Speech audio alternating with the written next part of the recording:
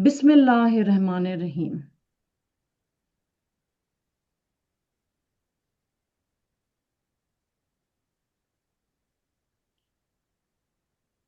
Bismillahirrahmanirrahim. In the name of God, most gracious, most merciful, peace and blessings be on all of you. Today, I am your host, along with Wajid Ali Sayed, who you will be meeting shortly. We are gathering here as Muslim and multi-faith people of conscience to remember the innocent lives brutally taken on October 7th and to honor the survivors who continue to live with the scars of that unimaginable day. We are not here as politicians or partisans, but as human beings who believe that life is sacred, that truth matters, and that silence in the face of terror is complicity. Some of us at AMMWEC went to Israel after Hamas attacked innocent Israeli families. We went there to bear witness to the truth with our own eyes. What we saw broke our hearts. But it also strengthened our resolve to stand up for humanity, to reject hate and anti-Semitism in all its forms. Alhamdulillah, today we are on a path to peace with President Trump's peace plan. And as new political developments unfold, we know that peace will not come overnight. Hostages are still in captivity. Families remain shattered. Lives, Israeli and Palestinian alike, will take years to rebuild. But we also know that peace begins when moral clarity replaces moral confusion. And when voices of conscience, especially from the Muslim world, speak truth with courage. That is why we are here together, alongside our coalition partners and faith leaders from across traditions, to affirm that standing for peace is not betrayal. It is faith in action. To mourn, to bear witness, alongside, to commit to our building bridges, and to remind the world our shared humanity must always come first. With that, I ask you to see the video that we took when we went to Israel to bear witness to what happened on October 7th.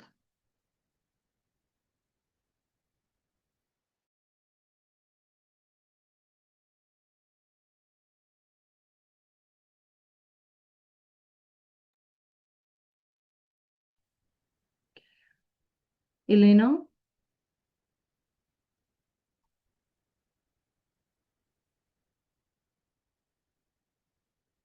There's no sound. There's no sound, so we're just gonna, I'll share the screen again. Elena.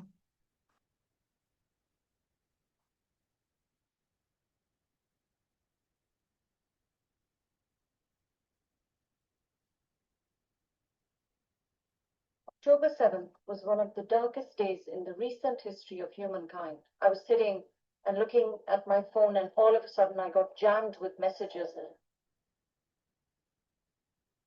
Islam has been hijacked twice in my lifetime. First, it was on 9/11, and the second time it was on October 7th, when Allah's sacred name was taken to take lives. That's a desecration of Islam.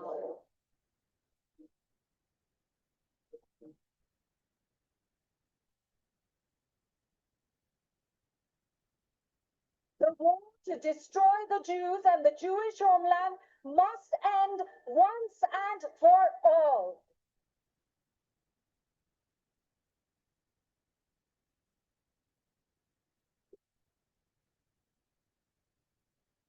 I went to Israel after October 7th because my Muslim community refused to believe the atrocities Hamas had committed against the innocent people of Israel. In fact, some of them thought They deserved it.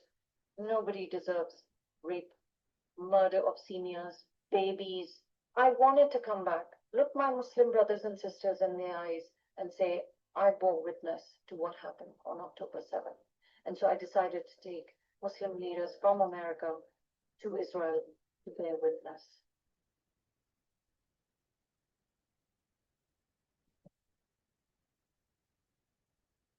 We went to the kibbutz, we saw innocent people. And a lot of them were the ones who had hired the Hamas terrorists who had come in. They were working as gardeners, they were living in their kibbutz, they were raising money for their families so they could live prosperously in Gaza too. These were the peacemaker communities in Israel had been attacked by these terrorists. In my family, I lost two people. My mother was killed, and also my nephew. Another nephew is being held captured in Gaza. We don't know how he is, if he is dead or alive. My mother, she knew that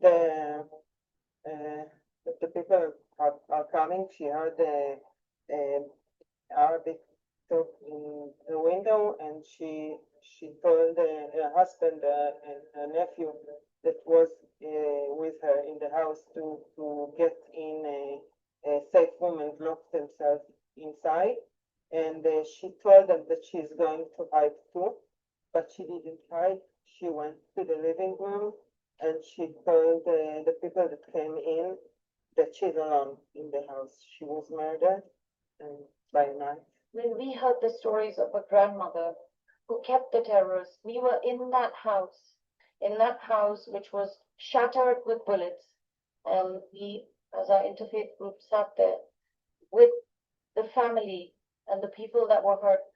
The grandmother who kept the terrorists busy because she was making cookies and feeding them. This is the house where, oh my gosh, oh my gosh. Oh my gosh. How the great grandmother stayed in this house.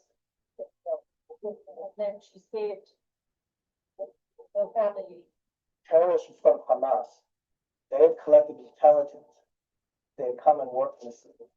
And they specifically targeted this neighborhood because in gathering their intelligence, they realized that the people who come from a lower socioeconomic area, when missiles are fired, they don't have a bomb shelter in their building or in their home, so they have to go outside.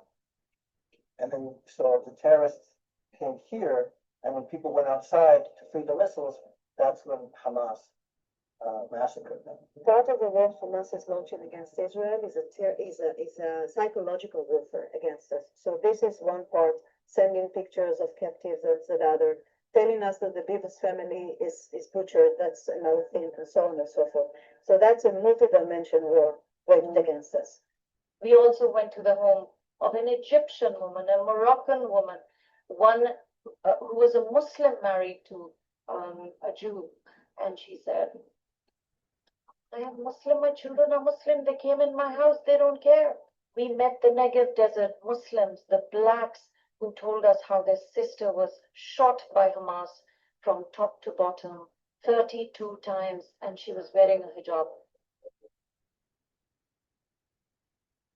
We met a woman who told us, how could you as Muslims even stand here and have your religion taken away when they cut women's breasts and said, Allahu Akbar. Those are the holiest words in Islam. We heard the stories of the Iranians, the father who came from Iran because he was oppressed there, and he was living happily in the kibbutz, and his young son was taken by Hamas. And they were saying, what have we done? We only helped our Gazan neighbors. They still wanted peace. My son, he was not safe there. He was a civilian. He was a student for computer engineering. And he was peaceful. They came to his house, pull him out, and take him to Gaza. This is something unacceptable. we are peaceful people. We didn't do any harm with the Palestinians. I have Muslim friends, and we're sitting and eating with them, each other, working with each other. And we all say we are son of God, okay? The same God. So why to fight? There are people of two nations, and none of them will disappear. We have to learn how to do this. We have to learn how, still after this happened to us, to me, still I think there is nothing else we can do, sorry, but this. It's been 2 years now. The war has to end. Both sides have to come together for the sake of the children that have died. Thousands and thousands, and the innocent Israelis that were taken by Hamas. Hostages have to be returned. And then, as Muslims, we must all come together and help the Arabs and the Israelis build peace. AMMWEC did that in 2021 when AMMWEC signed the letter to promote and to celebrate the Abraham Accords, signed on that blessed day in the name of Prophet Abraham, peace be upon him. As Muslims, it is our duty to bring people together. That is what our Prophet did in his life.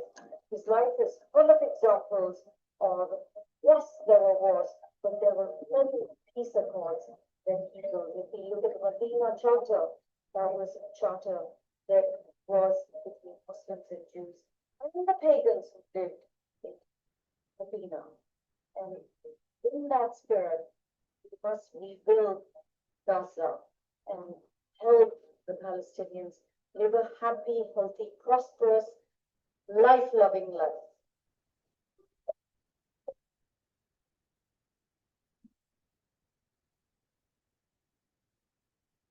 Now I'm going to ask some of our delegates who went to Israel with us to share. But before I do that, I know we have some of our Jewish partners who are here. Combat Antisemitism sponsored our trip to Israel. And if Sasha Dratman is here, I'm going to ask him to speak. Sasha? And if he joins later, I'm going to ask him to speak then.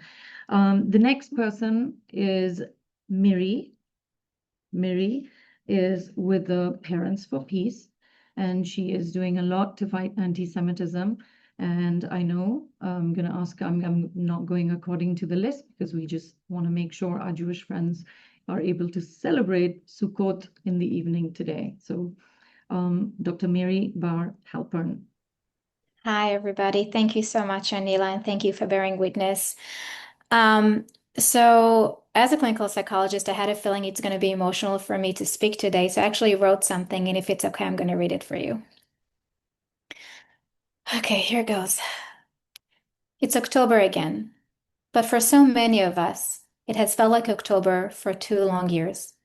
2 years of disbelief, 2 years of grief, 2 years of anger, 2 years of confusion, 2 years of losing friends and gaining allies, 2 years of war. 2 years have passed, and yet it feels like both an instant and an eternity. For those who lost loved ones, 2 years is a lifetime without them. And at the same time, it is still the first morning without their voice, the first night without their embrace. The world tells us life goes on, but for many, life has not moved forward. It has simply carried this weight. October 7th was not only a day of horror, it was also a rupture. It tore holes in our hearts the size of a country. Halls filled with names and familiar faces of strangers who became our brothers and sisters. I wrote those words in the early days, when language itself was breaking under the weight of what we had seen. Abyss of infinite sadness, grabbing, holding the throat. I can't breathe. This is what trauma feels like. The trauma doesn't leave. It takes root in our body, in the nervous system. It shows up in the way we jump at the sound of an airplane overhead, the sudden blur of a siren, or even firework in the night sky. And it surfaces too in the words we hear around us, in the chants that echo old hatred, or in a classroom where our very right to exist is debated, as if it were abstract.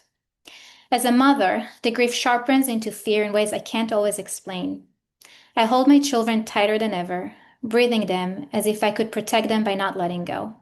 I want to give them a world where they don't have to be afraid, but I can't promise that. And then comes the innocent question, Mom, why are you crying? A question so simple yet impossible to answer, because how do you tell a child that your heart is breaking not only from the trauma of October 7th, but also from the hatred that followed? That even thousands of miles away, the chants against Jews echoes in the school, campuses, and streets. This is what trauma does. It steals language. It intrudes on the everyday, in the coffee pot, in the news refresh, even in the silence. It shouts. And for us, that silence has too often been filled not with comfort, but with anti-Semitism. A reminder that the fear we carry is not only about what happened there, but about what continues to happen here. And alongside that trauma came another wound, invalidation. The silence of the world, the dismissal of our grief, the attempt to erase our pain. This is traumatic invalidation. It is when grief is politicized, when trauma is met not with empathy, but with erasure. For many of us, this second wound has been as searing as the first. I put into words then, and I want to say it out loud now. You cannot deny my history.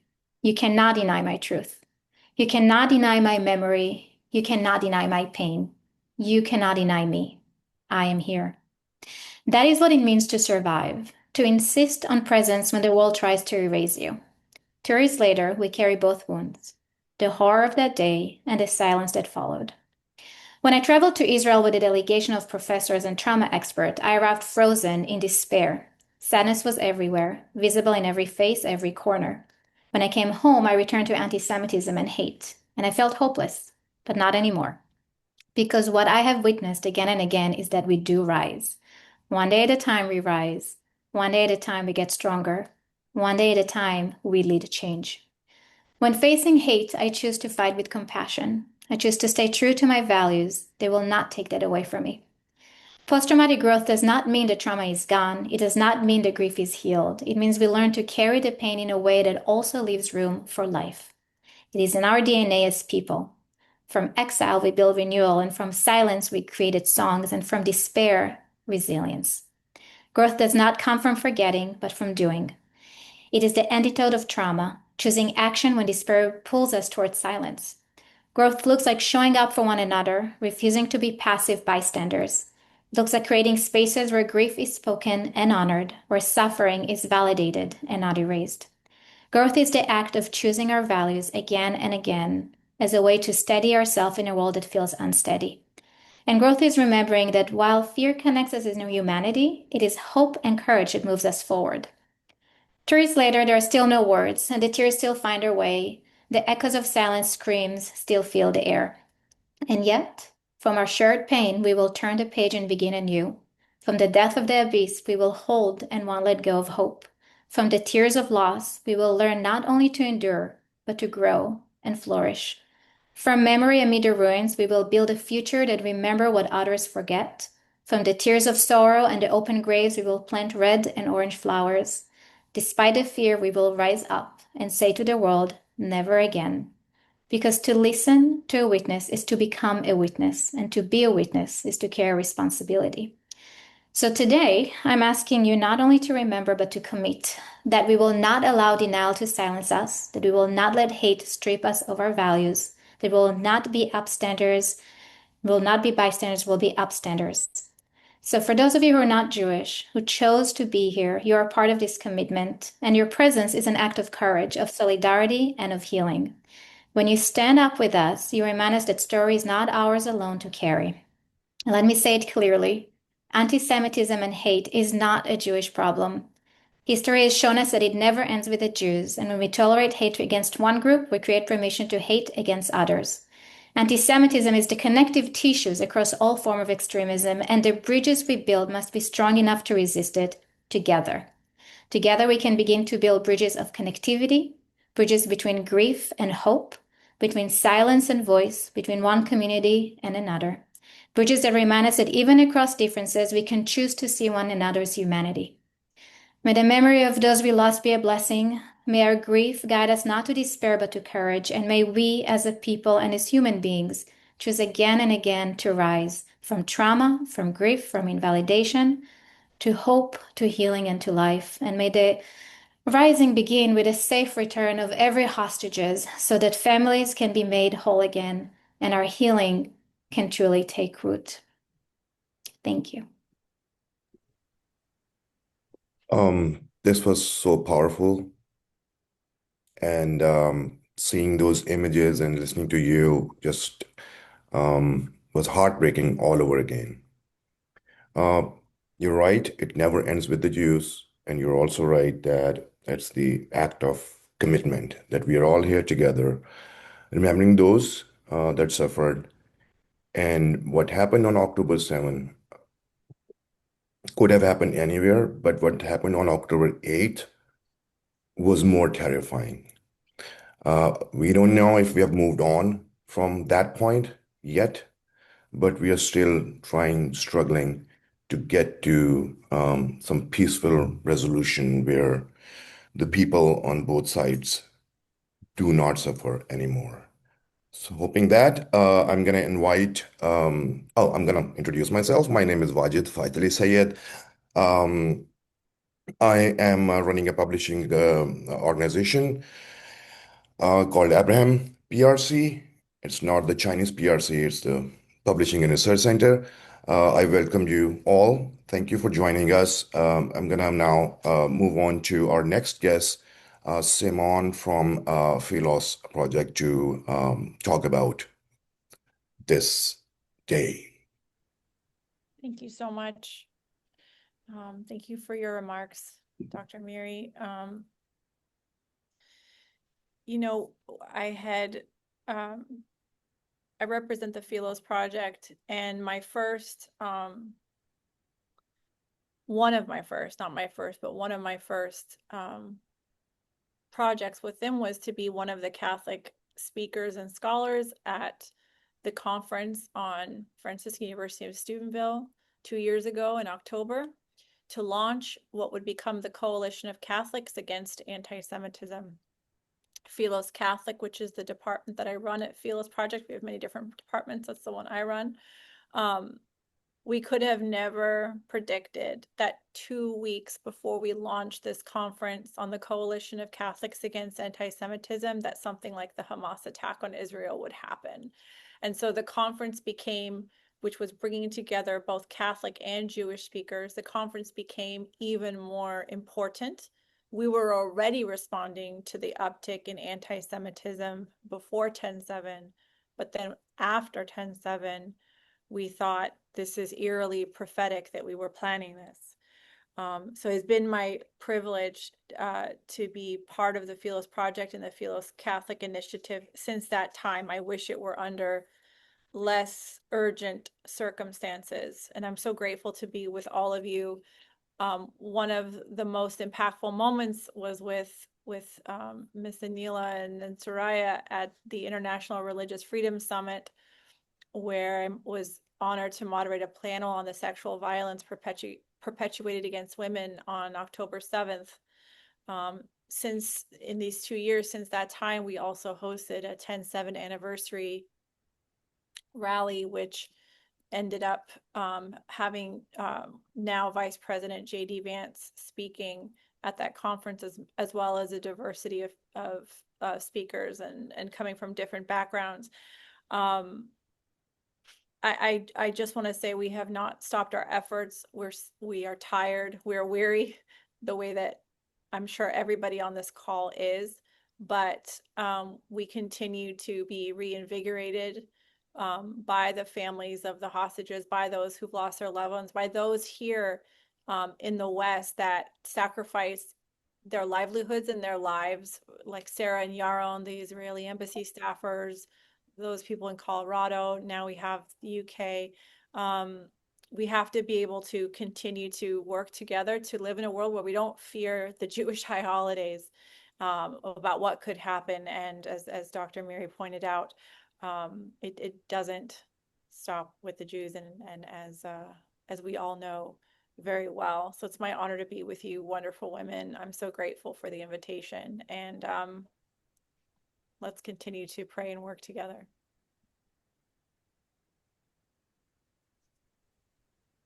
Thank you for your solidarity, Simone. We look forward to working on more projects where we bring people together. The next partner I would like to invite is Beth Rom Reimer. I know, Beth, you have to leave, so we're gonna ask you to speak, make the comments now.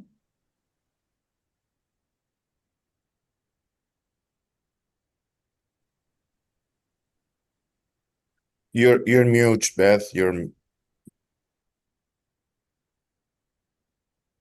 you hear me now? Yes. Okay. Thank you, Anila. It's an honor and a pleasure to be here with you and with all of our brothers and sisters with AMMWEC, and I honor the partnership that we have as president of the Association of Jewish Psychologists.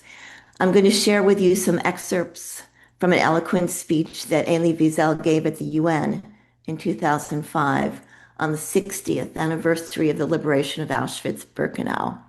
Today, on October 6, 2025, it feels as if he is talking directly to us about the massacre in Israel in 2023. And when he says, "What was Auschwitz? An end or a beginning? An apocalyptic consequence of centuries-old bigotry and hatred? Or was it the final convulsion of demonic forces in human nature?" I see the realization of his fears and the violence that we continue to see around the world, including the violent kidnapping of both documented and undocumented immigrants in our own country, the United States. Elie Wiesel said, "The man who stands before you this morning feels deeply privileged. A teacher and a writer, he speaks and writes as a witness to a crime committed in the heart of European Christendom and civilization by a brutal dictatorial regime, a crime of unprecedented cruelty in which all segments of government participated. When speaking about that era of darkness, the witness encounters difficulties. His words become obstacles rather than vehicles. He writes not with words, but against words, for there are no words to describe what the victims felt when death was the norm and life a miracle. Still, whether you know it or not," Wiesel said, "his memory is part of yours. I speak to you as a son of an ancient people, the only people of antiquity to have survived antiquity, the Jewish people, which throughout much of its history has endured exile and oppression, yet has never given up hope of redemption. By its scope and magnitude, by its sheer weight of numbers, by the impact of so much humiliation and pain, in spite of being the most documented tragedy in the annals of history, Auschwitz still defies language and understanding." He goes on, "Let me evoke those times. Babies used as target practice by SS men, adolescents condemned never to grow old, parents watching their children thrown into burning pits, immense solitude engulfing an entire people, infinite despair haunting our days and our dreams, even 60 years later. Turning point or watershed, that tremendous catastrophe which has traumatized history, has forever changed man's perception of responsibility toward other human beings. Those who survived Auschwitz advocate hope, not despair, generosity, not rancor or bitterness, gratitude, not violence. We must be engaged," Wiesel went on. "We must be engaged. We must reject indifference as an option. Indifference always helps the aggressor, never his victims. And what is memory if not a noble and necessary response to and against indifference?" And now I, Beth Romreimer, ask you all today and ask our world a question that I cannot answer on this commemoration of October 7th. Will we ever learn from the horrors of that day and other days? Thank you.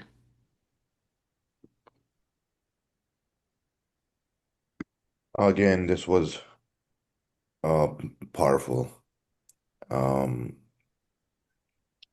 May his memory be a blessing. what I caught out of this was for there are no words. There are no words. And yet here we are together to commemorate, to remember them, to condemn that act, and now um, hoping that this resolves, this ends at some point. Moving on, we have another partner who has been with AMMWEC and with other steps that we have taken so far. She has been with us all along.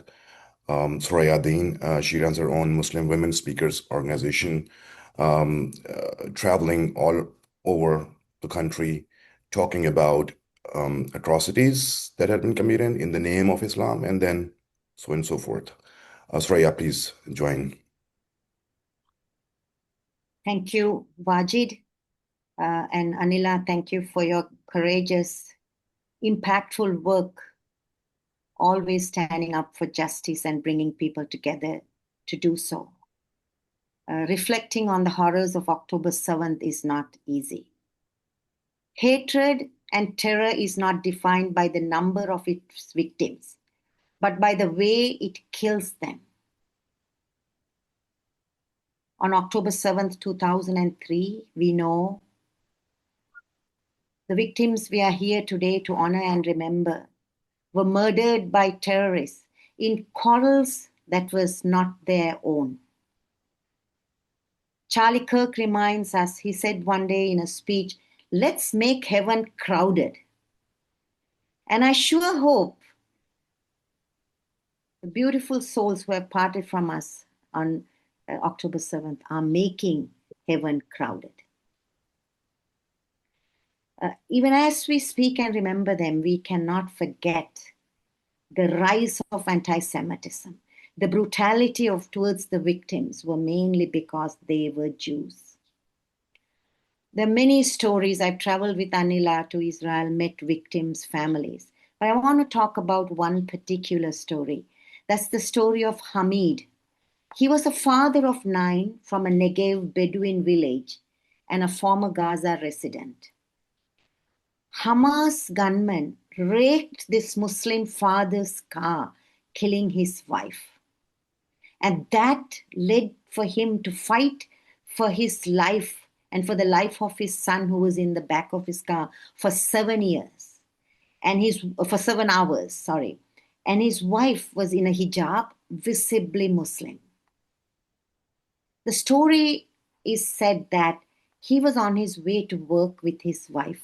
His wife always drops him at work. And his wife Fatima there were 35 bullets fired into her frail body while her infant child was seated in the back of the car. And later this heroic man, he carried his little child, and when he heard, and he hid, and when he heard the terrorists were plotting to ambush a nearby IDF soldiers, he left the hideout to warn the troops and saved his life. We had lunch with him at the Bedouin village in Rafah. And his face haunts me. 9 children, Muslim, and murdered by a terrorist organization that all majority Muslims in the world today hail as resistance fighters. So on that note, Anila, I want to stray a little bit to make an important statement. On this platform today, I want to make a valiant call to my people, the Muslims, to take stock of the plausibility of Jew hatred, the legitimacy we have given to Jew hatred, the structural, the organizational, the theological legitimacy for Jew hatred must have no place in our society. We have to fight this ideology that has created this hate. For far too long, many in my community have intertwined our support for the Palestinian cause with the harmful rhetoric of anti-Semitism. The historical narratives that inaccurately portray Jews as villains have serious consequences. They erode communal relationships, making Jews convenient scapegoats amid geopolitical grievances. This silence and complicity must end, for we sever the communal contracts between our Muslims and Jews in every time we let anti-Semitism pass by. So our first step must be to honestly recognize anti-Semitism exists, and the Muslim discourses must be willing to willingly deconstruct received theologies that have perpetuated these harmful stereotypes. It is not enough to condemn individual acts of hate. Today, we must address the systemic issues that allow such prejudices to thrive. And as we move forward in the hope of peace and change and transformation, I want to remind that Israel also owes the Gazans. It has to engage in the great rebuilding like the Allied forces did. And as I say, I apologize on behalf of my Muslim community for the sorrow, for the grief and the insensitivities, the dehumanization, the delegitimization, and the double standards with which we have overseen this curse of anti-Semitism. And I hope we continue to work together and stay strong and build a future that will work for our children and for our country, and particularly for the Jewish people and the Palestinians who commit to peace. Thank you, Anila. Thank you, Wajid. Thank you, Soraya. I know you're a pillar of strength for all of us, and that you, with passion and with commitment and resolve, you're fighting hate, you're fighting anti-Semitism. Unfortunately, it was majority of the Muslims live in South Asia, and we were taught that anti-Semitism, as South Asia became more and more Arabized. And may Allah open up our minds and our hearts to the people of Abraham, to the entire humanity. Ameen. With that, I invite one of our partners and my dear brother, who has stood with us for many, many years, Adam Reingold, House of Ruach. And Adam, you're here. Please take the podium.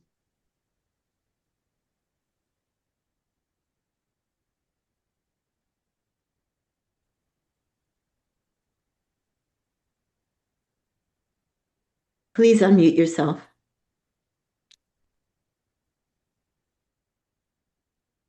Hello, can you hear me? Yes. Excellent. Thank you so much, everyone, for being here. Today is a really rough day, or I should say tomorrow or this time of year is a really rough day for me for many reasons, but it's compounded by the fact that a true ally and friend and a brother in this cause has been needlessly murdered by terrorists in his response to combating anti-Semitism and fighting for everybody and everyone's right to believe what they want to believe and practice what they want to practice. So it's Imtiaz Mir is his name, and I knew him as Mirsad, and so it's just this time. It was bad last year. It just seems to be compounded this year. So I represent the House of Ruach, a Don and Gwen Hecht philanthropic foundation. And we gather here today in remembrance of the lives lost and shattered on October 7th, which was an unspeakable horror when innocent men, women, and children in Israel, as we all know, were brutally attacked by Hamas. And it was a pogrom. It was a pogrom that echoed the darkest moments of Jewish history. We, of course, mourn the victims, and we grieve with their families, and we stand in solidarity with all those that continue to suffer, and hope that the process in which the conclusion of this war that Israel did not start will find a speedy conclusion so that all those who continue to suffer won't have to anymore.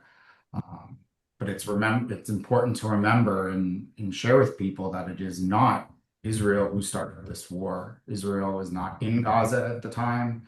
Israel hadn't been in Gaza at the time. And the massacre is truly a moment of sorrow. Of course, as I said, it's a pogrom.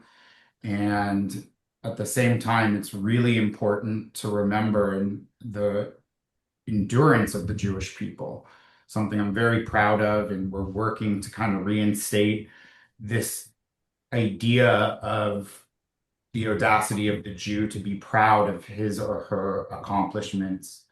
And in doing so, it's important to remember that in 1948, after centuries of exile and persecution, the Jewish people declared the establishment of the State of Israel in their ancestral home of Eretz Israel.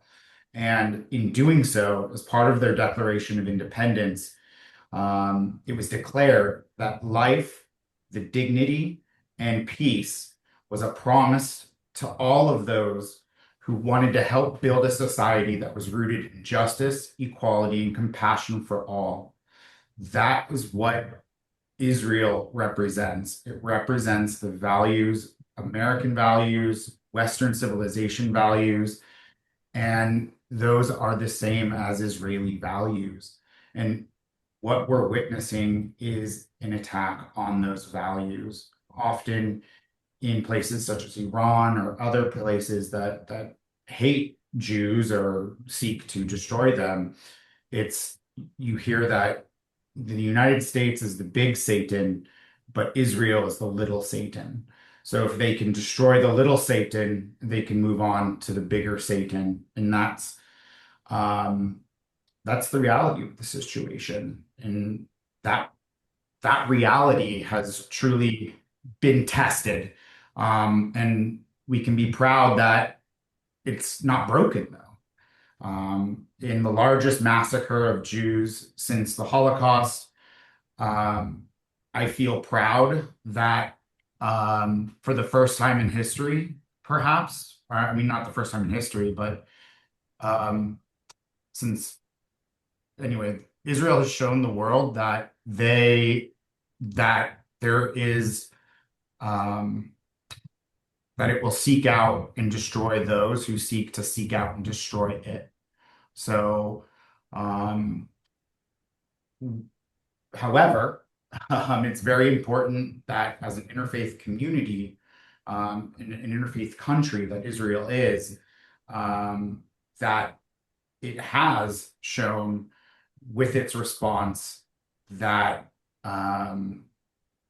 it is trying to respond with this tragedy, this pogrom, not with despair, but with unity when a world really is quite united against it. And I hope that those that care a lot for Israel, don't keep silent, don't just pray, but do, so that we are not divided, but united with love for humanity and just the ideals of which people should be able to live in peace and prosperity in a place such as Israel or the United States that is a society that is rooted in justice, equality, and compassion for all. So I conclude with may the memories of those lost on October 7th be a blessing. May our gathering today be a testament to the power of faith, compassion, and shared humanity. And may we together continue the sacred work of the House of Ruach, which is to help heal the world and make it a place where God would wish to live. One prayer, one act of kindness, and one step toward peace at a time. Thank you. Thank you so much, Adam. You're right. Not divided, but united. And here we are. all together, united against hate, against anti-Semitism, against what has been going on for the last 2 years, actually 2 centuries. But yeah, Israel is fighting the good fight, not just Islamism, not just terrorism, but also the values, as you said, the Western values, democracy, inclusiveness, and everything. Speaking of, our next guest is not just representing a partner organization, but actually suffered those October 7 horrors. I'm gonna invite, and it's very difficult because I know what is coming now, what she's going to explain, what's going to tell us. We have been seeing all that on our TV screens and maybe movies and everything, and there are people who don't believe that. But here's that person. Natalie, you take over, please. Thank you. Thank you so much. Thank you for having me. My name is Natalie Sanandaji, and I am the Public Affairs Officer at the Combating Antisemitism movement. And prior to October 7th, I wasn't working in activism in the Jewish world. I was just a typical Jewish girl living in New York. And as the daughter of an Israeli mother, I had been going to Israel almost every year my entire life. And October of 2023 was no different. I went to Israel for a friend's wedding, and I ended up extending for the holidays to be with friends and family. And I found myself at the Nova Festival.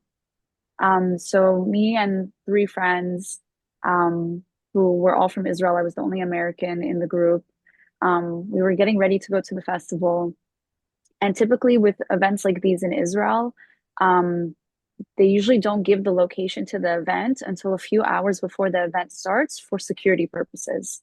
So we're getting ready and we get the location to the event, and I look at the map and I see that it's very close to Gaza. And of course, I know that there's people who live in that area and that they live happily and safely, but I personally had never really been to that part of Israel.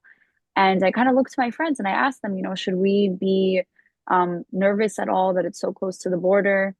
And they kind of laughed at me and they were like, Natalie, where were you yesterday? And I was like, well, yesterday I was hiking in the north. And they're like, okay, and what were you bordering? And I was like, okay, well, I was bordering Lebanon. And they said, exactly, unless you stay in Tel Aviv in the center, really, the entire time you're in Israel, any part of Israel that you go to, you're going to be bordering some neighbor that maybe doesn't like us very much. And I said, well, I guess you're right.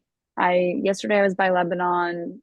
The other weekend I was by Jordan. Anywhere you go, you're going to be surrounded by someone that doesn't love us very much. But they were like, yeah, it's fine. We're going to go down and everything's going to be okay. So we head down to the festival and we get there at around 1 a.m. And also typically with festivals like these, they go anywhere from 24 hours to 3 days. And the festival grounds usually have an area for you to build your campsite with your friends. So you have somewhere to go and rest in between all of the dancing. And we get there, and my three friends already had a group of about 15 friends who set up the campsite for us. And we got to the campsite, and we threw our bags at the campsite, and we went and we started dancing. And those first few hours of dancing were amazing. And I always try to explain to people at these types of festivals, you go and you cannot know anyone, and everyone treats you like they're your friend. And I remember all these little moments on the dance floor, and meeting all these people that I had never met before and talking to them and laughing with them and dancing with them. And something I think about a lot is, how many of those people aren't with us today? How many of those people that I didn't have a chance to get their name and I never got to really find out whether or not that they survived? How many of them did I kind of like dance their last dance with them? So we're dancing for a few hours and we're enjoying ourselves. And at around 3:30, my friends decide that they're a little tired and they want to go to the campsite and rest for a few hours and wake up for the sunrise of the festival. And typically the sunrise is the most exciting part that everyone's waiting for. You're dancing in nature, it's very dark, and you're kind of just waiting for that beautiful moment. And we go to our campsite and we're sitting in camping chairs and we're sleeping. And at around 6:30, 6:29, instead of waking up to the sound of the sunrise music, we woke up to the sound of rockets. And one of our friends from our campsite was on the dance floor when the first rockets were intercepted, and she knew that we were sleeping. So she wanted to come over and make sure that we were alert to the situation. So she came over and she was so calm and she was smiling, and she kind of nudges us awake and she's like, "Hey guys, Boker Tov," which in Hebrew means good morning. And she said, I just wanted you to know a few rockets were intercepted overhead, but it's fine. It's normal for the area that we're in. We know that we're near Gaza. Um, and she said, it's also a holiday. We know that our neighbors love to disrupt our peace on the holidays. So it should only be a few. It should pass. Everything should be okay. Maybe the party will even continue. Nothing to be worried about. I just wanted you guys to be alert to the situation. And I always tell people, imagine a festival happening anywhere else in the world. Imagine a festival happening in California or New York, and suddenly rockets are being intercepted over people's heads as they're dancing. And now imagine them reacting in such a calm manner. That simply wouldn't happen. But unfortunately for Israelis, this is their reality. This is something they go through on a semi-regular basis. So they really believe that, maybe if they wait it out, it'll only be a few rockets and our party will continue as planned. But we realized very soon that it wasn't just a few rockets. First it was 5, and then it was 10, and then it was 15, and then it was 20. And everyone started to get a little bit more nervous. The festival security had shut off the music and asked everyone to please start evacuating to their cars. And we packed up our things and we head to our cars. And we tried driving out, but we're in bumper to bumper traffic. If you can imagine, it's almost, I would say, a little over 3,000 people all trying to leave the festival at around the same time. Some people left beforehand. Unfortunately, a lot of them actually did not survive because they were the first ones to meet the Hamas terrorists head on down the road. Some decided to stay back because they thought it would be safer to wait out the rockets instead of driving when rockets are still coming. Unfortunately, a lot of them did not survive because the Hamas terrorists later made their way to the campgrounds of the festival, and those people had nowhere to hide or run to. And we were in this middle group. And we're driving out, we're in bumper to bumper traffic. And after a few minutes of driving, the festival security asks everyone to please get out of their cars and start running. And at this point, we couldn't understand why they would tell us to run from rockets. It didn't make any sense to us, but we figured, they're the festival security. They must know something that we don't know. They have our best interests at heart. We should just listen to them. So we pull our car over and we're sitting in the car for a few moments. And me and my 3 friends are looking at each other kind of confused. And that's when we hear the first gunshots. And as soon as you hear the first gunshots, you understand right away that the fear isn't just rockets. It's terrorists on foot, and they're nearby, and they're armed, and they're coming for you. And right away, we opened our doors and we started to run. And everyone in the cars around us were doing the same. They all opened our doors and people were running in every direction. And nobody knew what direction was the direction of safety. Nobody knew if turning left or turning right was going to save your life or get you killed. And at first, we were running from terrorists, and we hear them behind us and we hear them shooting at us. And you think that you're just running from them. And then suddenly you see other people from the festival who left before you are running towards you. And you realize they're also running from terrorists. And now you realize they're coming from all different directions. And a lot of people asked me when I first started interviewing, how I knew what decisions to make to save my life. And it was a very hard question to answer, because the answer is that nobody knew. And a few months into the war, I spoke at a vigil in Columbus Circle. And a man came up to me after I spoke, and he said that he had seen many of my interviews and he saw that I was having such a hard time answering this question. And he said that he had interviewed many Holocaust survivors in his life, and that when Holocaust survivors were asked in life and death situations how they knew what decisions to make to save their life, they coined a term called a choiceless choice. And basically the meaning of this term, of a choiceless choice, is that in these life and death situations, you don't have much time to assess which decision is going to be the safer decision, which one might save your life as opposed to maybe getting you killed. But you simply have to make a choice in that moment. And that perfectly described every decision me and my friends made while running from the Hamas terrorists. They were all choiceless choices. And one main choice I think will always stand out to me, because it's the one choice where I know what the other outcome would have been. Was about 3 hours into running. We ran into a group of friends from our campsite, and they were all hiding in a ditch. There was maybe 10 or 15 of them in this ditch, and they called us over and they said, guys, come here, come hide with us.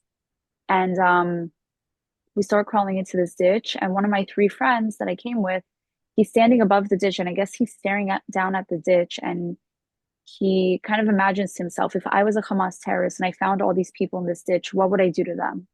And obviously he thought to himself, I would shoot them right on the spot. And he started yelling at us and he told us, guys, if we stay here, if we stay in this ditch, we'll have no chance at survival.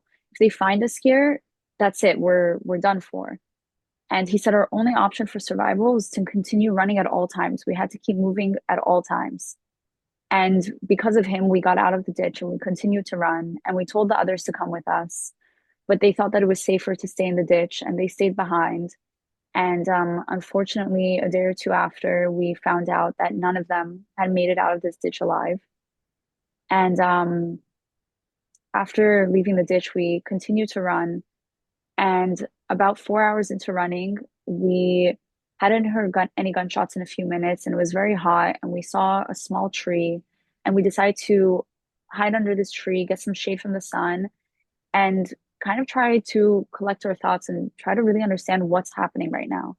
We were dancing at a festival just a few hours ago, and now we're running from terrorists. And as we were sitting under this tree, a pickup truck starts driving towards us. And we all automatically assumed that this was a terrorist coming to kill us. And I remember we all kind of half got up and contemplated running. And then we all simultaneously realized we have nowhere to run to. If this is a terrorist, they're in a car, they're armed, we're on foot, we have nothing to protect ourselves with. And we all kind of just sat down and accepted that this might be the end. And I remember it was almost a very peaceful moment. We all kind of just smiled and nodded at each other as if to say, you know, we tried our hardest and it was nice knowing you. And we kind of just accepted that this was our fate. And as the pickup truck got closer, we realized that this was someone coming to save us and not coming to kill us. And this man driving this pickup truck, he yelled at all of us to get in the back of the pickup truck. And he drove us to a nearby town named Patish. And when we got to this town, the people of the town took care of us and brought us food and water. And we waited in this town for a few hours until eventually the army came and we were told that it was safe to start going back home. And finally, when I made it back home, I realized that I was still disassociating. When I was speaking to all my friends and my family about what happened, I realized that I could speak about it without crying, without re-traumatizing myself. And I realized that most survivors were probably not in the same position as me. And because of that, I felt that I owed it to all of those who didn't survive, all of those who were taken hostage, and all of those who were too traumatized to speak in those first few days, weeks, months. Some of them, even some of the survivors, even until today, are too traumatized to speak. I felt that I owed it to all of them to be their voice and to speak out on their behalf. And I started interviewing about 3 days after the festival. Through my interviews is how I got in contact with the Combating Antisemitism movement and started working with them a month into the war. And through the Combating Antisemitism movement, I was also able to track down the man who saved my life. And his name is Moshe Sati. And I found out when I met him that on that day, him and his son drove back and forth from their hometown to the festival grounds for about 8 or 10 hours. And they saved about 300 to 400 people on that day. They risked their own lives over and over again to save me and to save other festival goers.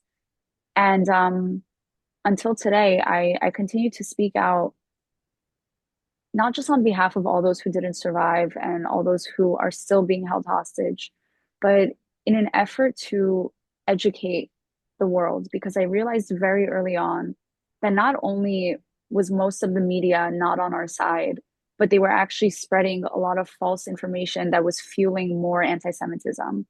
And my goal is really to try to reach as many people as I can with my voice. And I'm so grateful to people like Anila and so many others that throughout my journey have given me a platform to share my story and to try to share the truth. And an example of people hearing misinformation and believing it is just 2 weeks ago, someone came up to me and said, "Yeah, I heard that all the hostages were treated very nicely and they all came home safely." And I looked at this person and I said, "Do you call two babies and a mother coming home in coffins, coming home safely?" And this person looked at me like they had no idea what I was talking about. And that's why I will continue to speak out even after every single hostage is home. Um, because I feel that I owe it to everyone to try to share as much of the truth as possible. So thank you to Anila. Thank you to all of you for listening to me and to my story. And it's really an honor. Many of you I already know, a lot of you I don't know yet, but it's an honor to be here and to speak to all of you today. Thank you, Natalie, for sharing your story. It's not just your story, it's the story of many young people who lost their lives. And you bear witness and seeing your resilience. And one thing, when we were on the We Bear Witness tour, we met many young IDF soldiers who were going to fight Hamas on the border. And they looked at us and they asked us, what are you doing here when there's nobody here? And they knew we were kind of Muslims, we looked different. And all they showed us was gratitude, love, kindness. I mean, how do you raise young people like you who continue the work of God at such a young age, bringing people together and not harboring anger, hate, resentment? God bless you, Natalie, and thank you for being with us. With that, I'm going to ask Kelly Herman. Kelly is on our board of AMMWEC, and she is, I'm going to ask Kelly to unmute. Kelly Herman is our Jewish sister on our board. She also went on the tour with us. And so, Kelly, join us. Thank you, Anila. Last week, as some of you also were observing Yom Kippur, the holiest day in the Jewish calendar, and which is for us a time of reflection, repentance, renewal. We conclude our prayers by saying next year in Jerusalem. For me, that phrase has never been just symbolic. It's been a lifelong wish of mine to one day make Aliyah to Israel. As a child, I watched many friends go to trips to Israel on birthright, and that's something that I dreamed of one day doing too. I never imagined that my first journey to Israel would be one of bearing witness.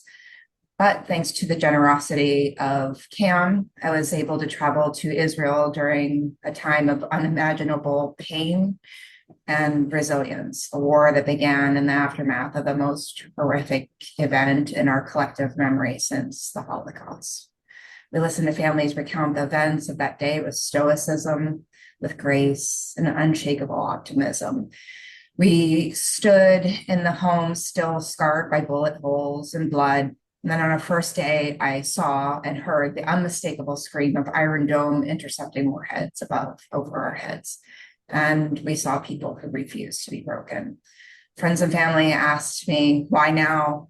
My answer is so I could bear witness, so I could return and say I was there, so I could recount the truth firsthand, so I could dispel the myths and lies that, like those that once denied the Holocaust and still do, now who seek to erase the horrors of October 7th. I bore witness. And now it's my responsibility, our responsibility, to speak, to remember, and to ensure the world never forgets. And so, with hope and purpose, I say once more, next year in Jerusalem. Thank you, Anila.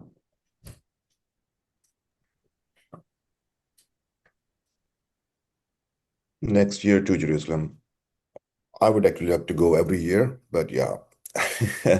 The next, this was very, again, heartbreaking listening to Natalie, the way she explained what happened. She suffered through that. We just went there to witness, but what did we witness, what we're talking about here? This is very unfortunate that people don't believe that, even in the Western world. who grew up here, who have those values that we were talking about, that Adam had referred to, and yet we have seen protests here and there and everything. What seems now more appropriate to me is to have a rabbi listening to Natalie after that, to one say her word and then maybe also a prayer. I'm going to ask Rabbinate Alisa Thomas Newborn to please take over. So much. I happen to also be losing my voice. Can you hear me okay? Okay, I apologize for that, but I wanted to make sure to share my voice because I love everyone on this effort. There's a parable that one of my rabbis wrote. Judaism often uses parables to teach, as is common in other faiths. That's true. The parable that he wrote, I just feel like I come back to as a prayer. It's about death and how we move through and face death as humans. To what can death be compared?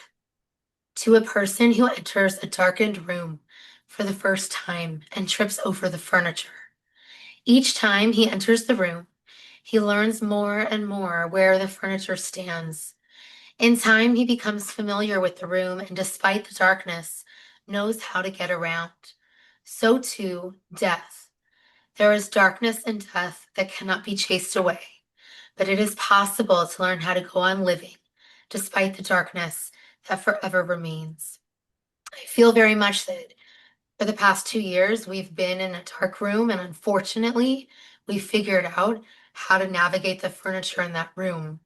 And at the same time, in the moments when I've personally, and I know my community has felt the most heartbroken, the most alone, the most hopeless, the deepest darkness, the people who are here right now are the people who have given us hope. You're the people who have stretched out your hand and held our hands when we needed it. And we promise to continue to do the same and to hold your hand. I'm thinking in particular, as was already mentioned, of the horrific murder and assassination of Imtiaz Mir, who's the Pakistani journalist who was murdered for building bridges of peace, exactly what everyone here is striving to do. It could be any one of us. And the fact that someone who brought so much light to the world and hope could be taken from us is terrifying. And that's exactly what we are talking about on October 7th. People who believed in peace, who wanted to dance, who were innocent, or just seeking out living in peace together. Those were the people who were taken from us. And the work that this group does is so central and crucial into combating hate, anti-Semitism, extremism, and certainly to creating peace and giving us hope when we feel like we're lost in that dark room. I am the president of Neshama Association of Jewish Chaplains, which is the international Jewish chaplaincy organization. And I found myself in hospital settings with patients and families and staff facing moments of anti-Semitism, God forbid, and moments of really wondering if we are alone. And so I kept coming back to that parable. You who are here are the people who are in the room holding our hands. We who are here will always hold your hand. And we pray that we no longer need to hold hands in mourning or in darkness, but rather in joy and connection, hands that dance together, hold each other and unite. And so I want to end just by sharing that right now, tonight, and actually October 7th itself is the first day of Sukkot, which is the Jewish holiday where we celebrate going out into huts, going out into, really vulnerable spaces to be out in the world and feel God's protection. The sukkah represents peace for all of humanity and represents protection from God for all of humanity, for all innocents involved. And so my prayer is that as we celebrate this holiday, which is also a time of tremendous joy, that we begin in our hearts to feel our hands coming together, not in mourning, but in we will dance again, hope, that there be healing, that there be peace, that we hear only good news, and that we be sheltered, all of us, everyone involved in this who is coming from a place of innocence and peace, that we be sheltered in God's Sukkah Shalmecha, which is God's shelter of peace. May we be blessed to know that peace together and to dance together in joy. Thank you. Amen. Amen. Thank you for those comforting words, Rabbanit. I also thank you for remembering Imtiaz Mir, our brother, who was killed because he chose to seek the truth and go to Israel and see what Hamas did. He was the loudest voice in Pakistan for peace between Muslims and Jews, and Pakistan's spoke for the normalization of relations between Pakistan and Israel. And I say, these are beautiful lives. And I know there will be peace. There will be peace. And one day you and I will be sitting together in all of these Muslim countries and talking about once upon a time. And with that, I ask our brother, who's one of the loudest voices in New York, in America, Sheikh Musa Drame of Israel, Muslim Israel Dialogue, and I ask him to speak. Please unmute yourself, Imam Saab, and we need some more blessings and some more words of wisdom from you. Thank you, my sister Anila. Salam alaikum. Good afternoon.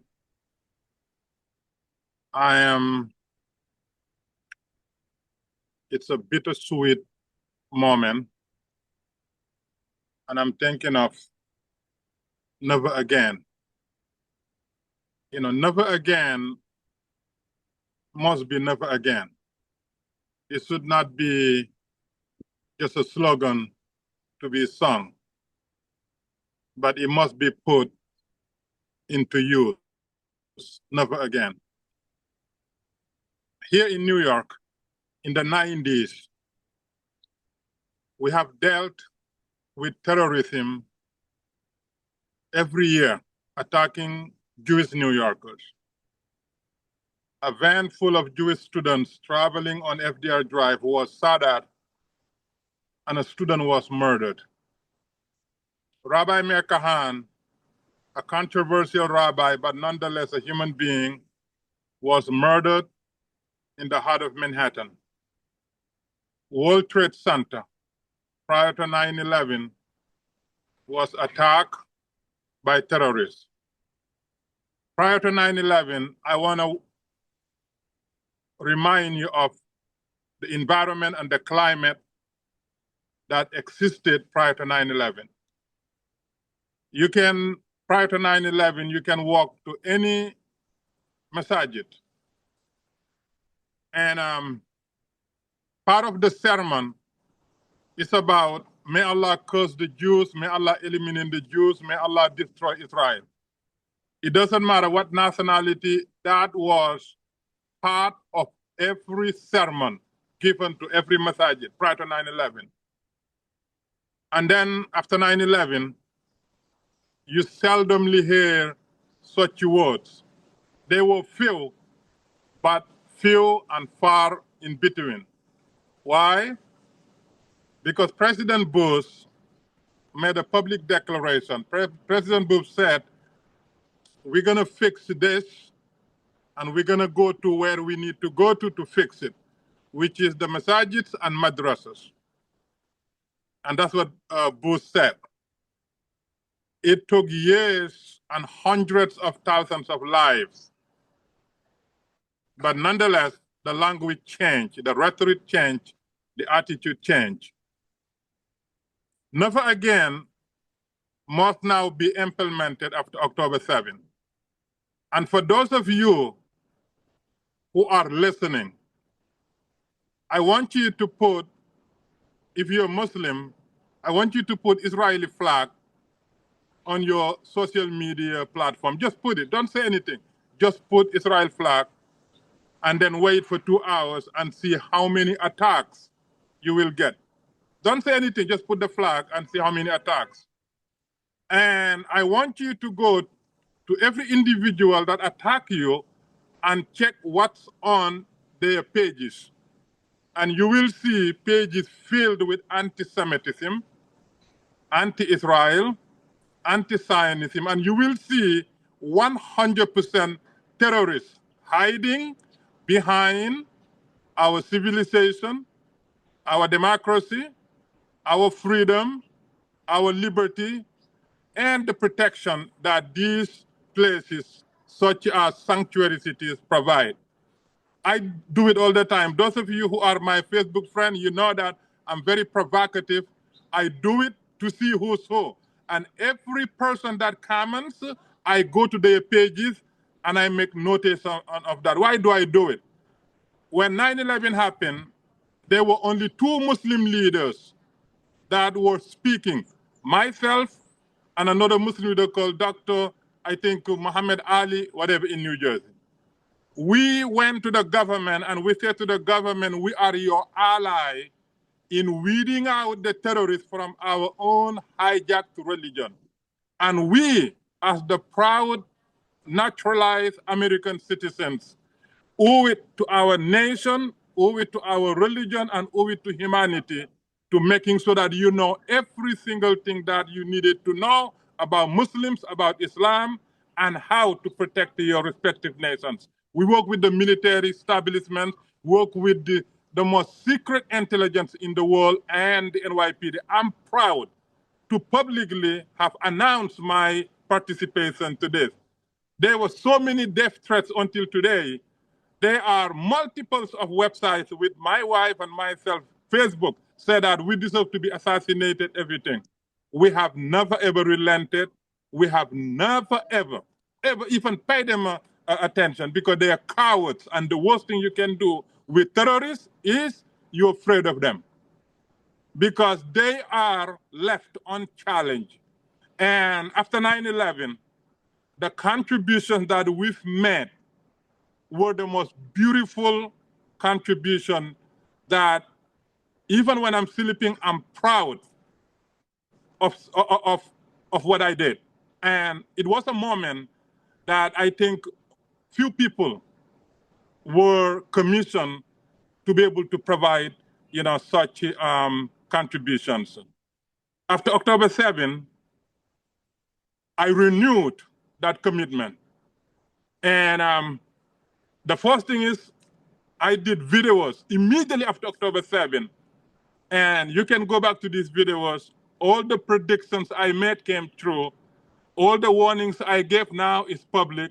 And all the advice that I give to the government, to the public, to the Muslims, you can go back and see how accurate they were. Never again must not be slogan. Never again must be practice, must be routine, must be as important to us as the Quran is, because Islam is hijacked. What Muslims are practicing around the world is not Islam. This is a fabricated hate cult. I guarantee you that. I can challenge any Islamic scholar any day. What we're practicing, what we've been taught, is a hateful cult. Nothing to do with Islam. In the Quran, you have 136 times mentioned Moses, 4 times Muhammad.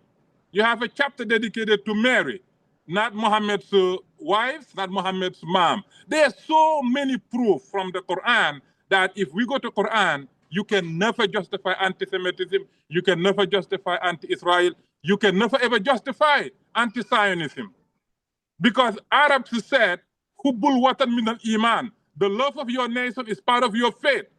Then if that is what you believe as Muslims, Hubbul watan min al-iman, why would you say then why would you say Zionism is antithetical to Judaism?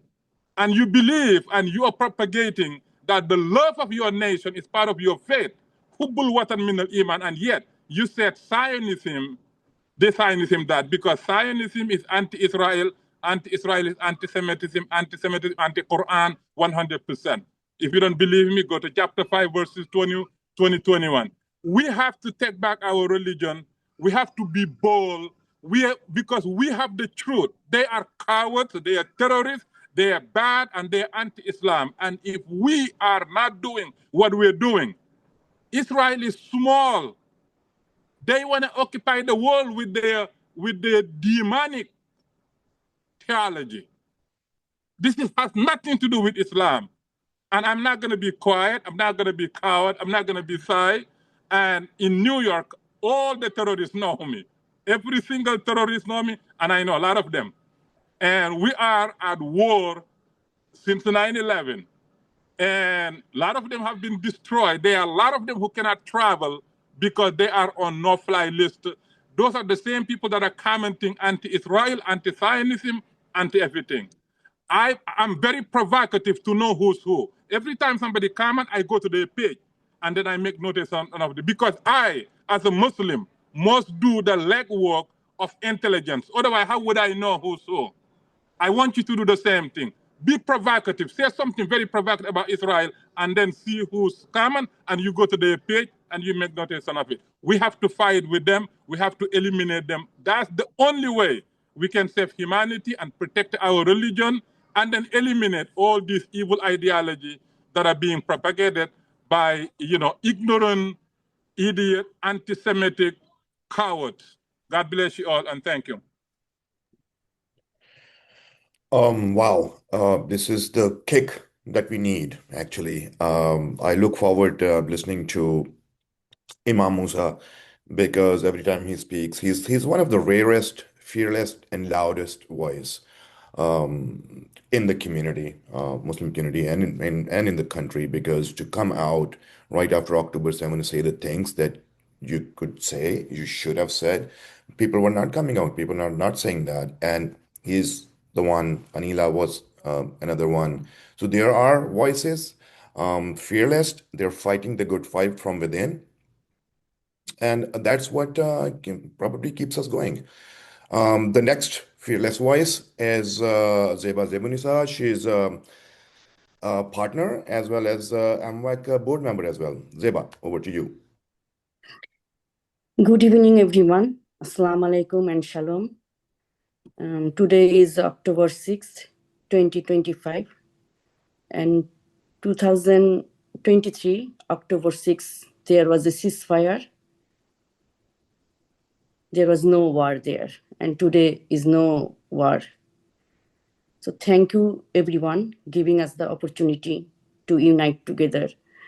I want to first, put my prayer, whoever affected by this war, whoever affected by October 7, all the hostages family, victim family, and whoever affected all over the world.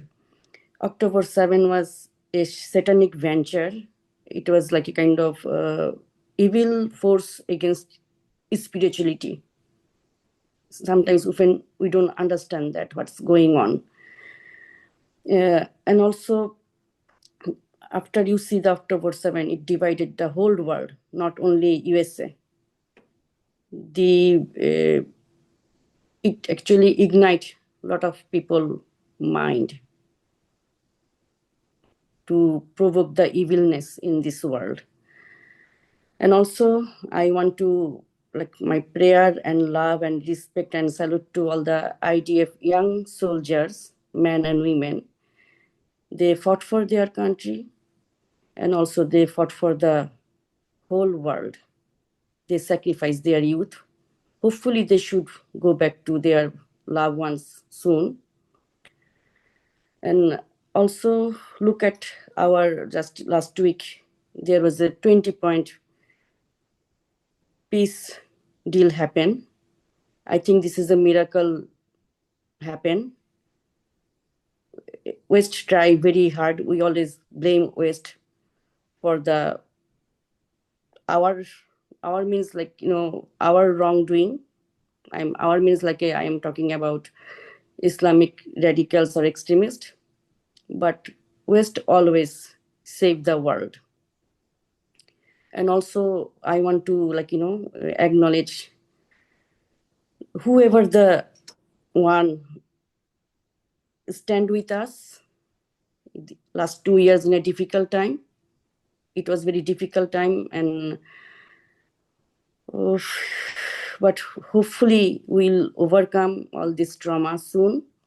And my only wish, I know we can say so many things, that that chant, river to the sea, when we can change to that chant, river to the sea, we live peacefully. Whether in USA, whether in Israel and Gaza and Palestine, and whether it's Bangladesh, I think that is going to be our success. We can say we make the peace. Thank you all.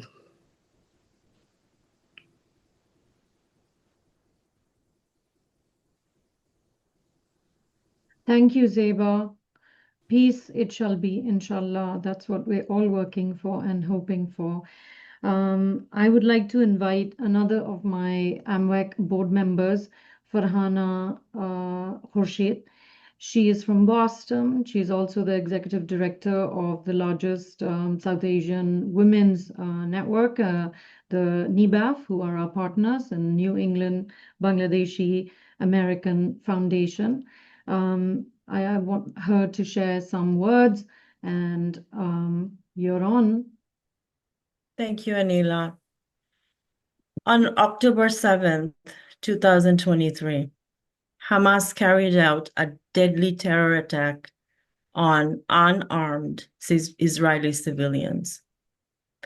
It was an unbelievable moment when I saw the horrific act of sexual violence being live streamed by the terrorists themselves. I built women for last 2 decades as a makeup artist outside in. Then I became a community support worker to build women inside out. I patiently waited day 1, day 2, day 3 for women around the world to be outraged and come forward and demand justice. Sadly, that moment never came. None of the women's rights organizations issued any statements or condemned the attack. It was a reminder what anti-Semitism is, what bigotry looks like, what a complete discrimination against one group of people. I remember my conversation with Anila. I shared my frustration and sorrow over the lack of support and acknowledgement from around the world for Israeli women. Anila, as always, put her work on motion, arranged the delegation trip. We bear witness with the support of Combat Antisemitism organization to travel to Israel. Our solidarity delegation witnessed the aftermath of horrific crime against innocent human beings. What we saw and heard was work of pure evil. I will never forget the faces of the people who were in pain, grieving as a nation, as they were processing the hard truth the world has left them behind. Our presence let them know we are here to share their pain. As I looked into their eyes, I saw a spark of hope and raw appreciation for us that I will never forget, and it's imprinted in my memory. To this day, I'm waiting for women's rights organization to state that what happened in Israel, what happened to Israeli women on October 7, 2023 was wrong, unjust, and unacceptable. I see these as a total failure of women's rights and human rights movement. As women, we pushed ourselves back 20 years. I want to thank Anila for giving me the opportunity to bear witness to this aftermath of the crime against humanity. My dedication and determination to improving our society by bringing communities together and combating all forms of hate has gone stronger. We have a lot of work ahead of us, and I thank all of you in this meeting or in this forum coming together and starting this movement where we can build coalition and look out for each other. Thank you. Thank you, Farhana. Right. What we need to remind ourselves is it won't end with the Jews. And that has been going on not for years, but centuries now. And as we have evolved from what we were with the 2025, with all the technology and everything, with all the education that we gather from around the world, this needs to be one thing, as Imam was saying, never again should be never again, and shouldn't just be a slogan. Moving on, I'm honored to invite Rabbanit Bonita Sisman. She will talk about this never again as well. Thank you for inviting me to be part of this sacred gathering.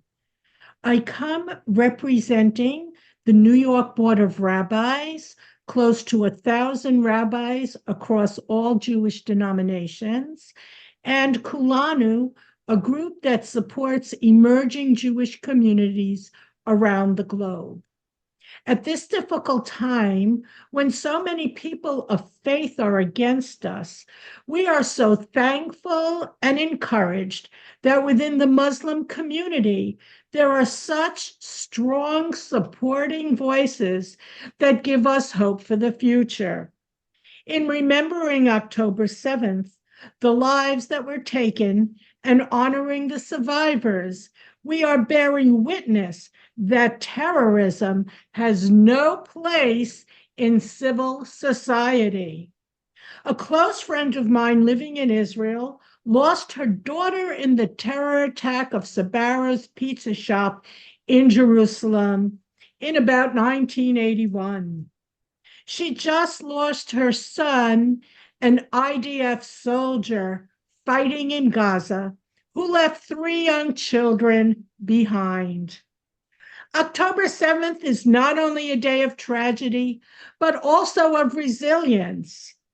The stories of courage and testimonies to the human spirit that transcends borders and faith traditions.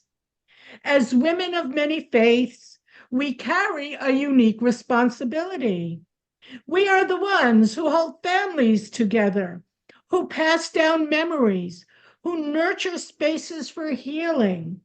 When we gather in sisterhood solidarity, we show the world another path forward, one rooted in dignity and the conviction that no act of terror can extinguish the human capacity for compassion.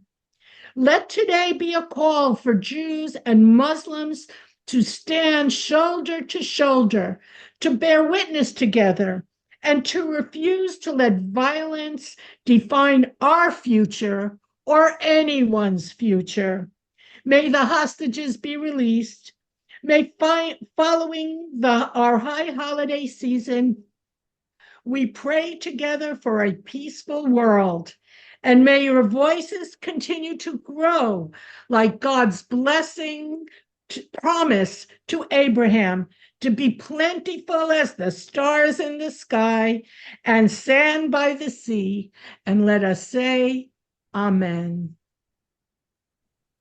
Amen. Amen. Thank you, Rabbanit, for your powerful words. And that's given us a lot of inspiration and hope. And with that, I introduce another AMMWEC fellow from Los Angeles, Alia Shah, who's a big voice on countering extremism, terrorism, antisemitism, and hate. And over to you, Alia. Thank you so much, Anila. First of all, I will appreciate Anila, you and Wajid Ali Sayed, that we are together today to remember the victims of October 7 attack on Israel. Innocent lives tragically cut short, families scattered, communities shattered. I honor their memory.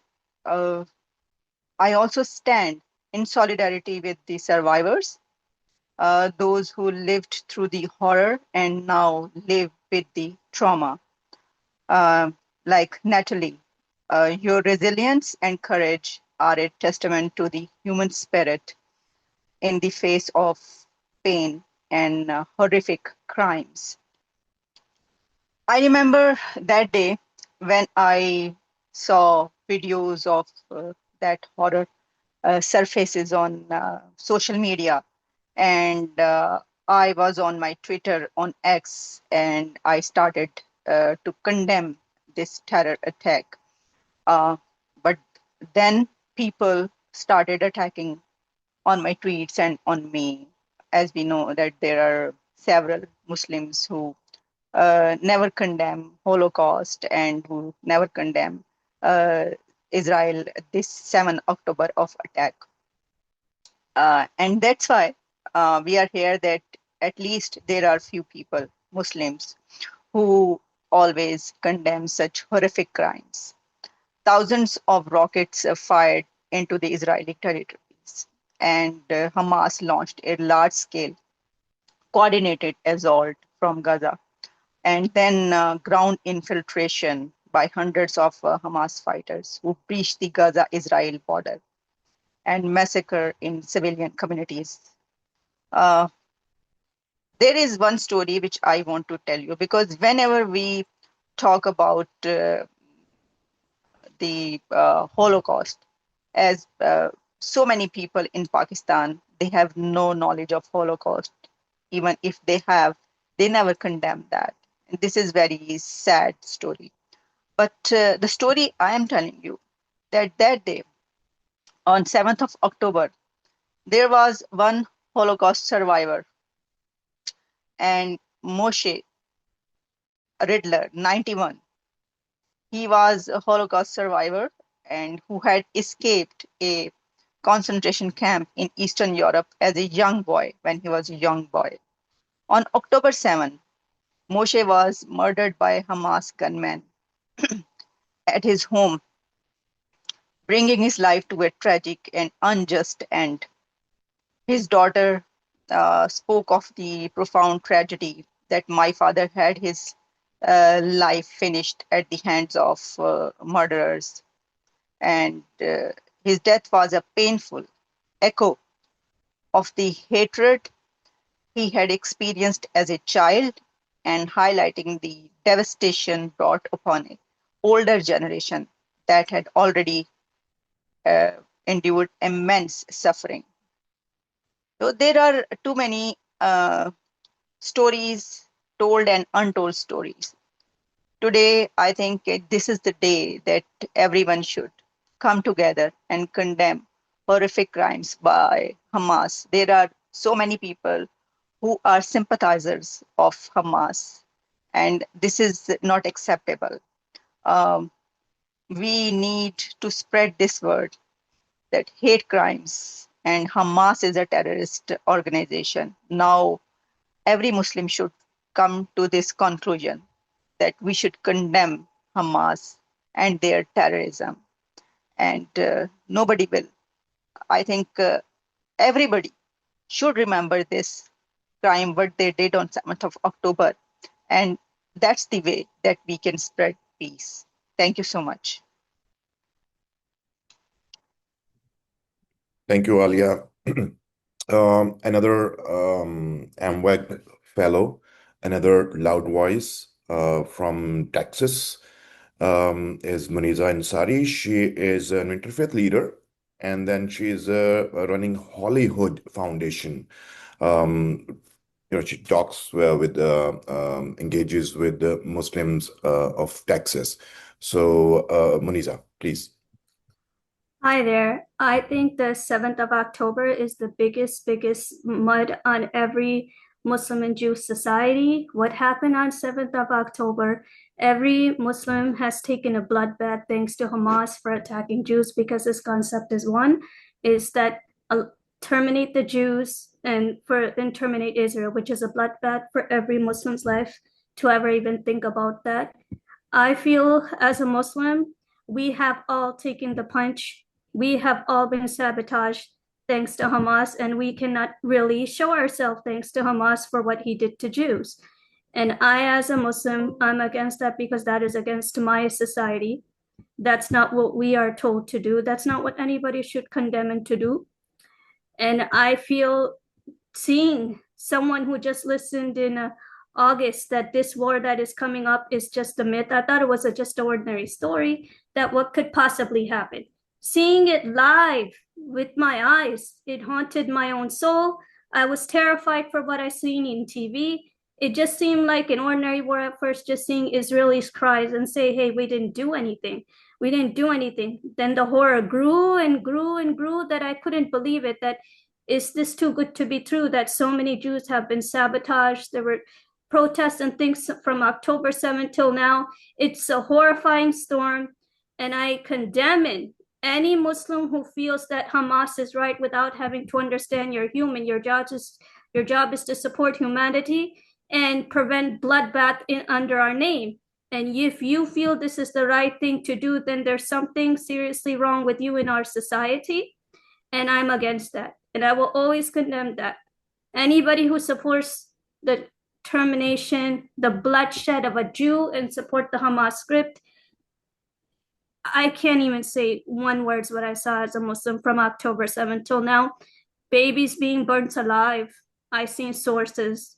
Jews being locked up, I seen sources. Kids being killed just because they are Jews and they believe they have a right for their state to exist. I couldn't believe it. And seeing so many disgusting Hamas propagandists just say that, hey, well, Palestinians, no, you're a Muslim. You're supposed to condemn any violence under your name. You're supposed to prevent violence under your name to protect your dignity, your humanity, and your concept of religion. And I condemn that. And I feel like every Jew that is affected from October 7th, every Zionist that is affected, we are affected just like you because we are traumatized. We were living an ordinary life and we are stuck to society to say something we would never support. And every single Muslim who's seen a Zionist get bloodshed, we took a bloodbath. And I am terrified, and I would say every Muslim should be affected from October 7th. What happened to Jews? Because what happened to them is a bloodbath to you in society. And it's somehow Muslims cannot escape it no matter how hard they try. And I pray one day, please let this script die. It's better to walk together than solo. And everybody deserves a home. Everybody. And that's my welfare to the Jewish community. You deserve your state because what happened to you on October 7th is disgusting and a mud on our faces in Muslim society.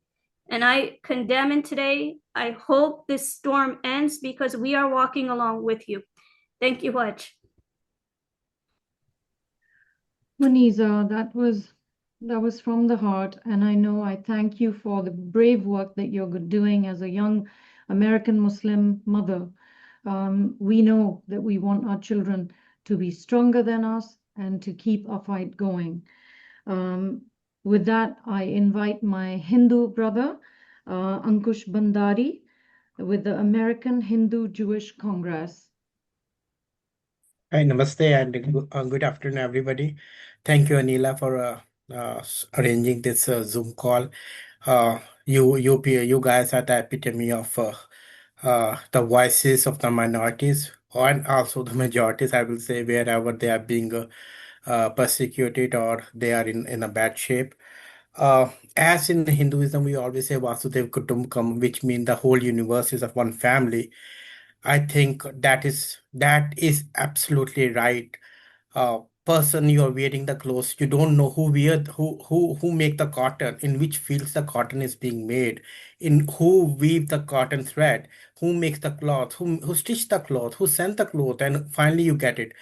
You are not going to say that I am a Hindu, I am only going to get the clothes from the Hindu person right from the field till it is dispatched. When you don't think on that matter, then why out of those nonsense ideology you came up and say that, okay, we want this to be done or want that to be done? Because as you see that whatever the minorities are being killed, whether it's in Gaza or people are being killed in Israel or people are killed in South Asia, America, 9/11, 26/11, all over the world, innocent people are being killed for only couple of the people who have their radical ideology. And I think out of 7 billion population, maybe fraction of those people are have that ideology. And if the world stands against them, I'm quite positive that the things will be better in the coming decades or years, or for our coming generation. Maybe we will not be able to see in the next 20, 30 years, but maybe the future generation will have a better thing. Because see, history has always shown that whatever we do, we need history has its own ways of turning the hunters into the architect of their own nightmares. The people who the Hamas, the Hezbollahs who are killing the people over there, they are also being died. So they are own they have made their own architecture of their nightmare which they are facing right now. So having said that, what I will say is anti-Semitism and other things which are going in the world should be condemned from all the aisles, not from the and the main root cause is the financial. People should work together to stop their finances. When they don't have the finances, half of the problem is being solved, if not full.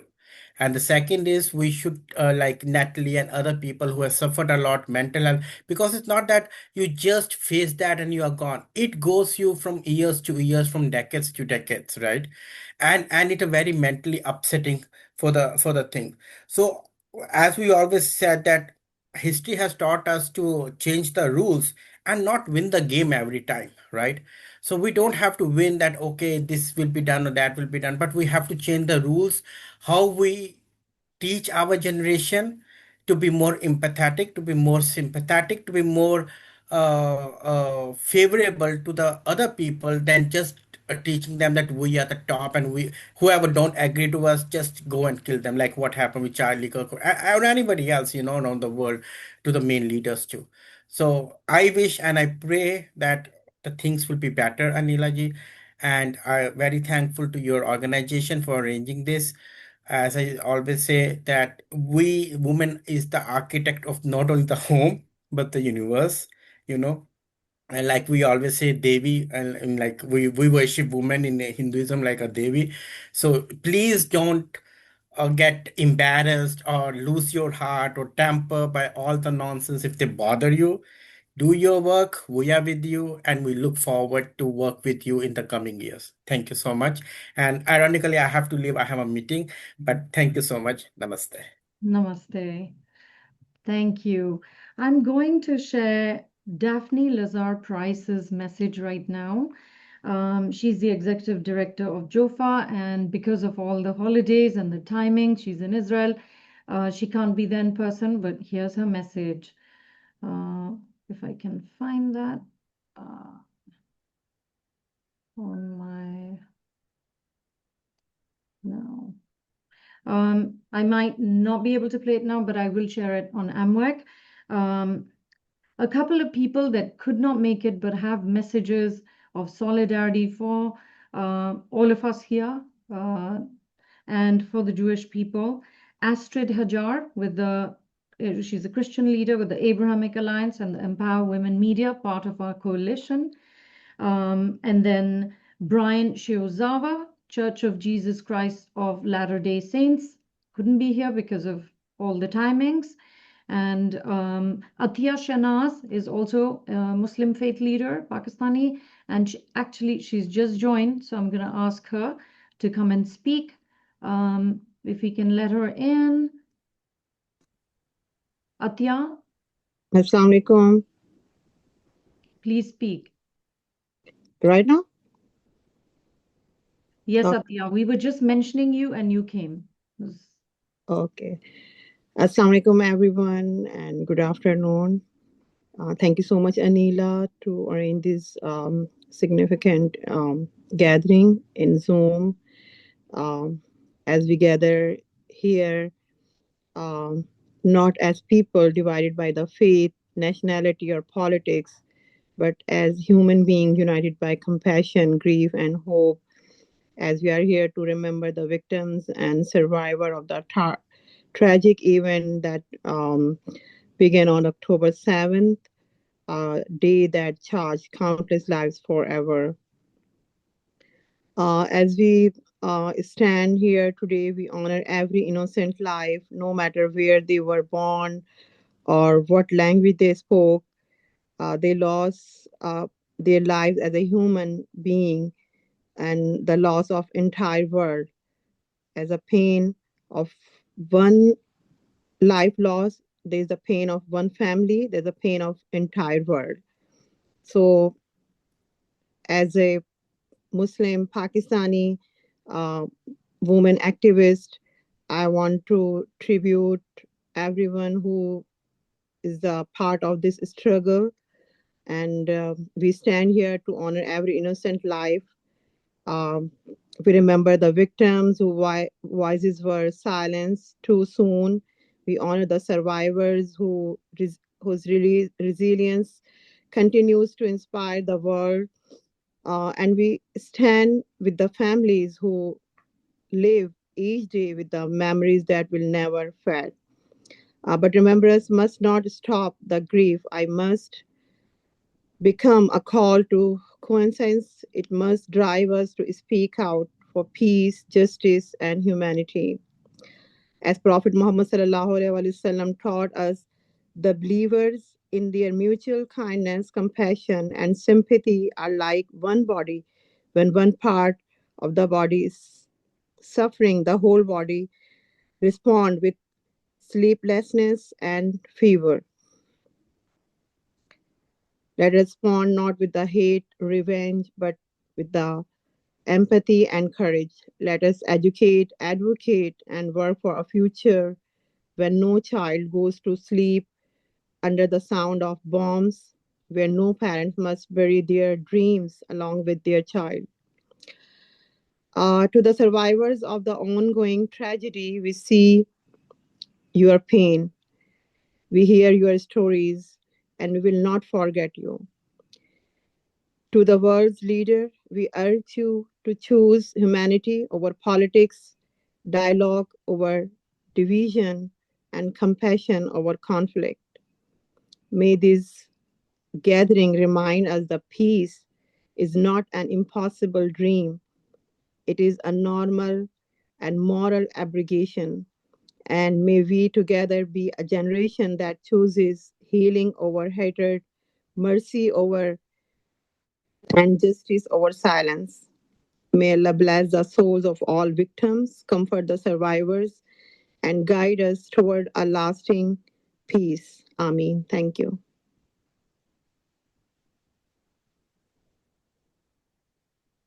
Thank you so much, Atya. Thank you for joining us.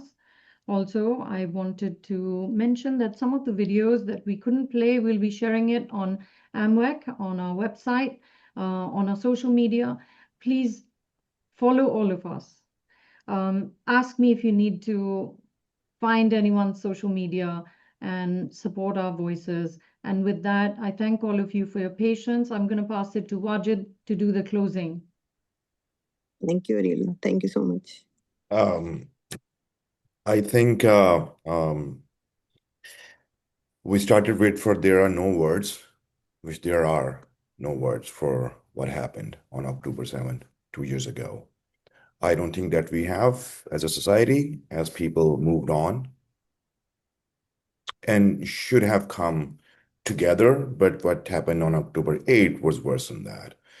And it's from the looks of it, it's still ongoing. but we will fight that good fight. We have from There Are No Words to For All of Humanity.